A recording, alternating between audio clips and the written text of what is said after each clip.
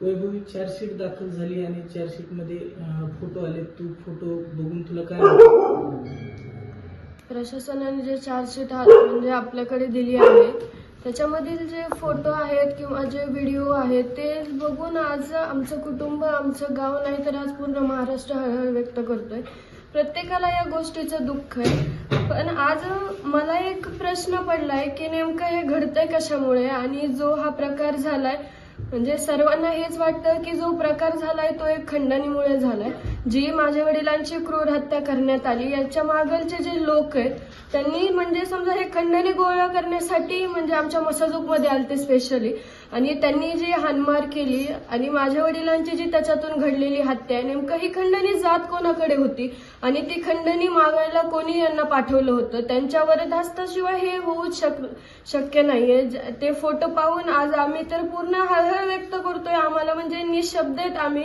याबद्दल आम्ही काय बोलावे आम्हाला सुचत नाहीये. सगळीकडे दुःख आहे, सगळीकडे शुकशुकाट आहे. पण नेमकं ही आता हा प्रश्न आहे की ही खंडणी जात कोणाकडे होती आणि जो वरदहस्त हो हा कोणाचा आहे यांच्यावर, कारण की पोलीस प्रशासन सुद्धा यामध्ये काही करू शकत नाहीयेत.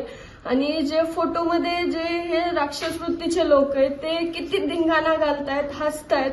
जे त्यांनी अमानुष केलेलं कृत्य त्याला म्हणजे तोंड नाहीये आज काही बोलायला. आणि जी वेळ आज आमच्या कुटुंबावर आली ती तर कोणावर येऊ नये.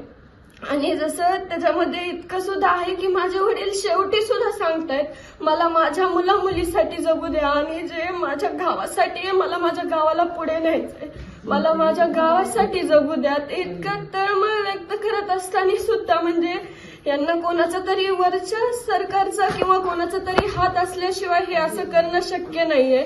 त्यांची जी तळमळ होती ती गावासाठी होती, आमच्यासाठी होती, तरी पण त्यांनी हे त्यांचे न ऐकता त्यांना इतकं अमानुषपणे मारलं. ही कोणाचे तरी याच्यामध्ये प्रमुख हात आहे. ही नेमकं हात कोणाचा आहे सरकारने सुद्धा लवकरात लवकर कळवलं पाहिजे आणि त्यांना सुद्धा यामध्ये सहआरोपी करून कठोरात कठोर शिक्षाही दिलीच पाहिजे. एबीपी माझा, उघडा डोळे बघा नीट.